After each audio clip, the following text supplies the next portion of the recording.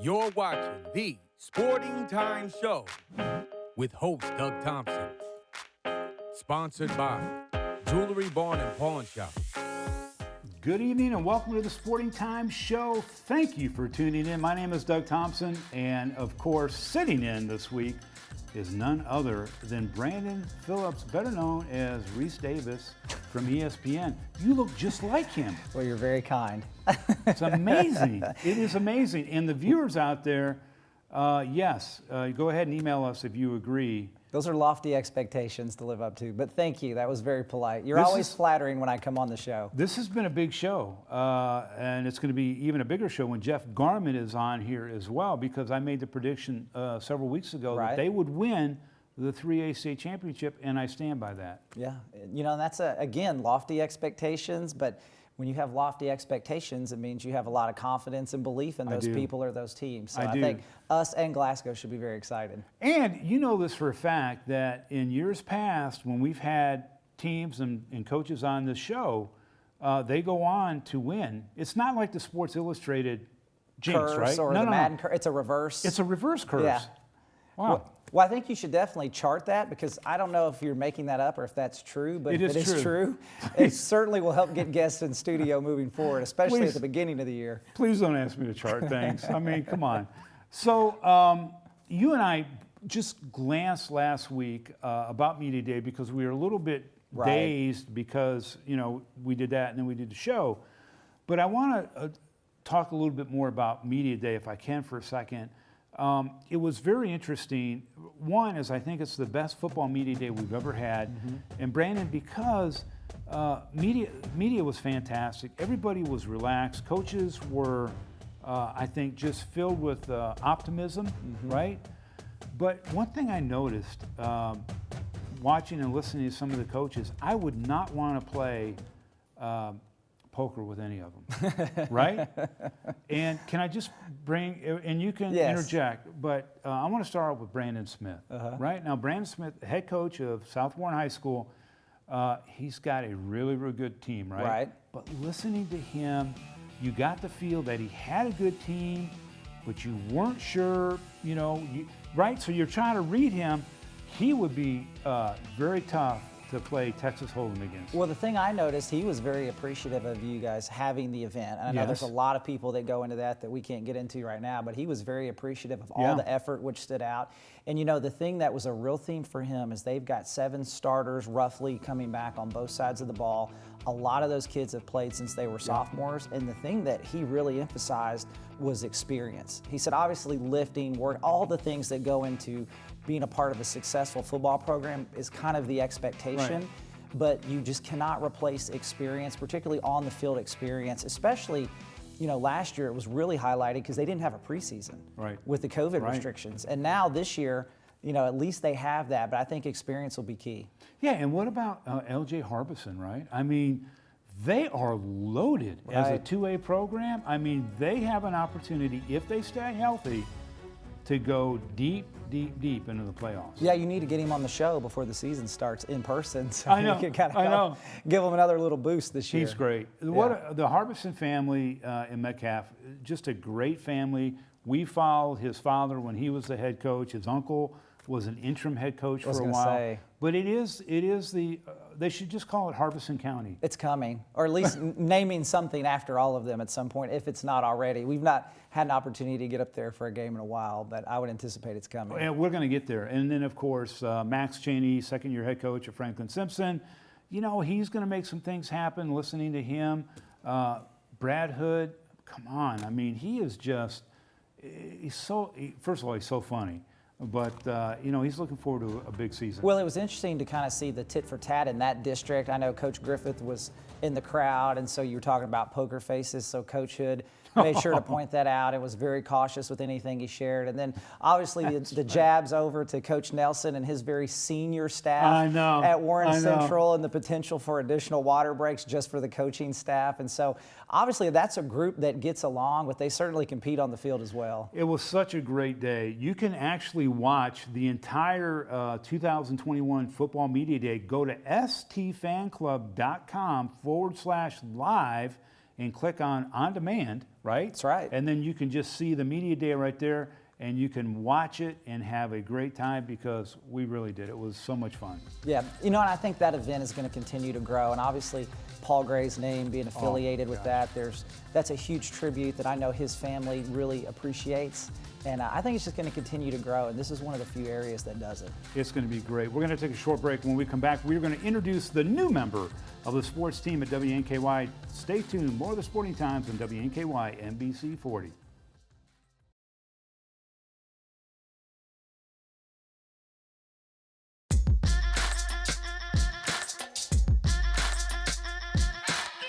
Welcome back to the show. My guest today is, well, he's one of the most dynamic and winningest coaches in 3A, going into his 7th season as the head coach of the Glasgow Scotties with a record of 52-20, never having a losing season as a head coach. I want to bring on Jeff Garman as my guest. Coach, welcome to the show. Thank you. Now, I bet I just said some things you don't even know. You don't even keep track of your overall win-loss record, do you? No, I really don't. I do know, the only thing I did know, when we played Franklin Simpson last year, they did tell me that was my 50th win. So I did know when I won 50 games, because they brought that to my attention. But that's not something that we normally keep up with. No, and I know you don't. But, 7th season as a head coach, but you have been coaching for a long time, and you are certainly a Glasgow Scotty through and through.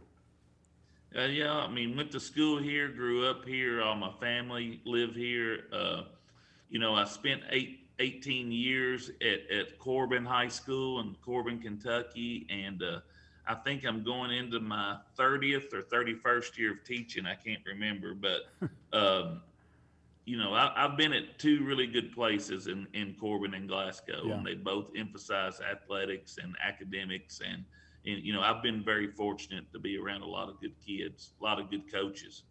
We just had media day, and I think it was probably one of the best football media days we've had.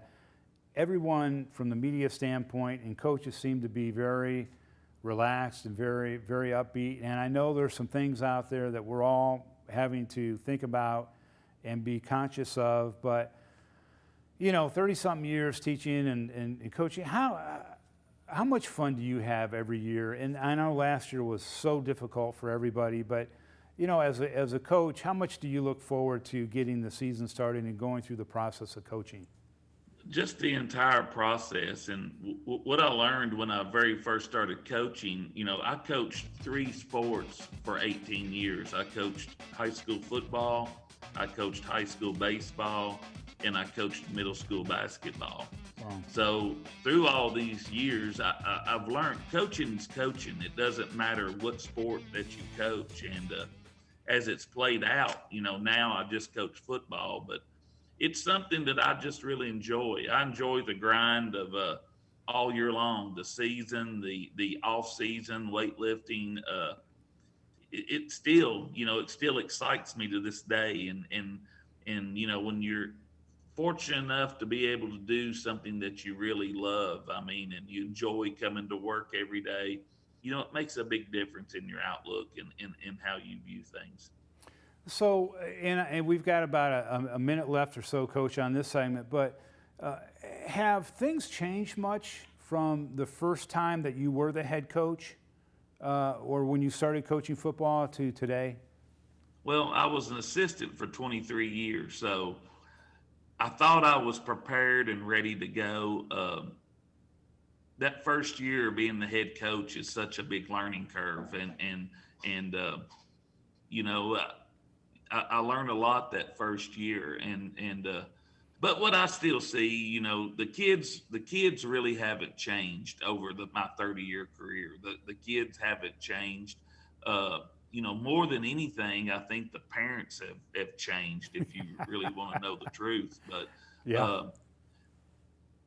I still enjoy it, and I still get that same excitement of watching a kid show up here 14 years old and leave here 18 years old and look at the how much he's gained from just growing up and being in our school system and in our football program. About 30 seconds left, Coach. Quickly, are student athletes bigger, stronger, faster today than they were when you started coaching?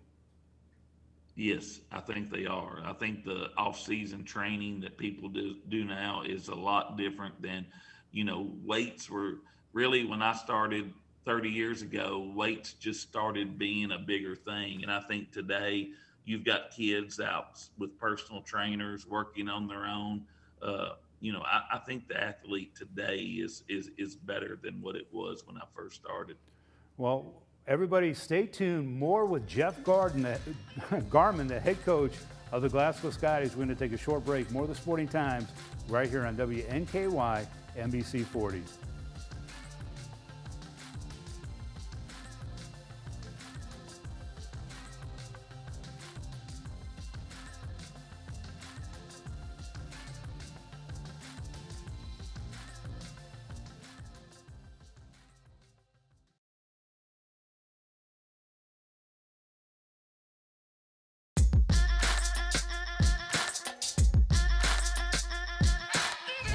Welcome back again. Jeff Garmin, the head football coach of the Glasgow Scotties, is my guest today. In addition to everything else that he's done, he's never missed a playoff season with the Scotties, and I want to welcome Coach Garmin back. Now, Coach, let's talk a little football. Glasgow Scotties is an unbelievable football program that you have been a part of. I know it's 3A, but when you look at your schedule over the years, you take on everybody. I mean, it doesn't matter if they're 6A, 5A, whatever they are. You want to play the best teams that you can throughout the season. Talk a little bit about the philosophy of doing that. Well, we've been playing football here at Glasgow for over 100 years, and there's a lot of tradition. A lot of former players, a lot of people come to the games, and football's kind of always been at the forefront at Glasgow of all the sports. And it's something that we accept as a football program, and it's something that we really look forward to each year, coming out and putting a good product out on the field. And over the time, everyone wants to win all their games, but, I've learned over time about, playing good competition each week and challenging your boys. I mean, we can talk about beating, some really good teams, but if you don't play them, you never give your kids the opportunity to rise to the occasion. And so I think, we put a competitive schedule out there every year. And when I took over the job, I went back to when I played in the 80s, and some of the teams that was on the schedule at that time, tried to get them back on there. And, we have a lot of teams that we've played for a long, long time on our schedule. Yeah, and I want to ask you, and I don't want to put you on the spot or whatever, but, last week Brandon and I were talking about rivalries and how important they are to communities. And obviously Bowling Green and South Warren have become a huge rivalry here in Warren County. Do you think there might be a time where we see Glasgow and Barron County play again down the road? Yeah, I could see that. I mean, some of the things that have transpired over the past few years has been, it wasn't really our choice. But, there's been over, when I played here in the 80s, we didn't play Barron during that time. That the series resumed, we played for 5 or 6 years there, and then then Barron decided not to play, and so I'm sure it'll get back to where we're playing again, and it's just gotta match up on everybody's schedule. One of the things I love to do is, of course, I'm from Michigan originally, and I have a lot of relatives up there. And whenever I talk about football, I talk about several different teams, but one in particular is the Glasgow Scotties. And I talk about the size of this team and the depth of this team. I mean, you got linemen in past years that were 270, across the board. And I think that was when you were 2A. This is a program where you don't seem to have issues with student athletes wanting to play on this team? No, I mean, we usually fulfill about a 55 to 60 man roster. And to be honest with you, if we went much more than that, I don't even know if our facilities would be able to house it all. Yeah. But, I often wonder, guys like South Warren and Bowling Green, how it would be to have 80, 90 players on your squad. To me, 55, 60 is a good number. Yeah. It's a manageable number, and I think you can see personal, growth and improvement from each player at this size. Coach, we've got about 30 seconds left, and this is not a jinx, but I made it well known a few weeks ago that I've picked the Glasgow Scotties as a 3A state championship this year. I've also asked coaches that have been on the show before you if I could call one offensive play, maybe in the fourth quarter with 2 minutes left in the game. Would you allow me to do that? I sure would. Oh my, that is amazing. You are the first coach that says you would allow me to do that. As an offensive lineman, you have just made my day by doing that. And sorry, other coaches, that you didn't have confidence in me. But, Coach, it's always great to see you. Always great to have you on the show. But we got to go. We are out of time. But thank you very much. I sure appreciate it. All right, Coach Jeff Garman. We're going to take a short break. When we come back, Brandon and I will wrap things up on this Sporting Time Show. We'll be right back.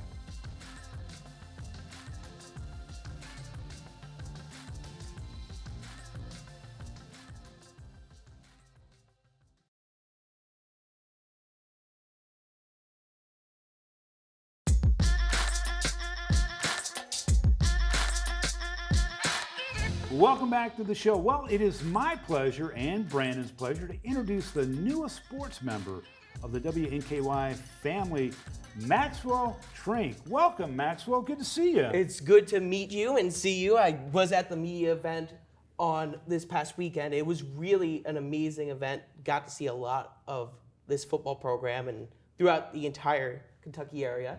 And it was really nice to get to meet you guys there and see the passion that's already in this Kentucky program. Yeah, it's amazing, and this is your first. I mean, you literally just got into town, and you were moving that afternoon during media day. You took time out, so we really appreciate that. But tell us a little bit about yourself. I know some things, but you kind of went east to south to southeast, right? Yeah. So I grew up in New York. I'm a Long Island boy, grew up a New York Mets fan. I know how to suffer with my sports teams. Yeah, Tigers, I get you.